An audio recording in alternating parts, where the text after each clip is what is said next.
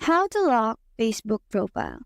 So if you want to secure your Facebook profile, all you have to do is to lock it so that no one other than your friends and followers will be able to see the contents that you have. Now, in order for you to lock it, all you have to do is to tap on these three lines on the upper corner right here and scroll down until you find settings and privacy. So you just have to click on that and tap on settings. Once you're on your settings, you just have to scroll down until you locate audience and visibility. So in order for you to lock your profile, all you have to do is to tap on profile locking right here.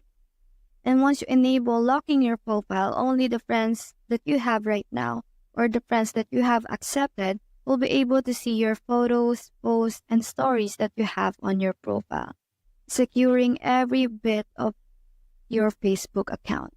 So if you've decided to lock your profile and make yourself more private, all you have to do is to tap on lock your profile right here. And now it has been decided that you have locked your profile. So that's how to lock Facebook profile. Hope we help.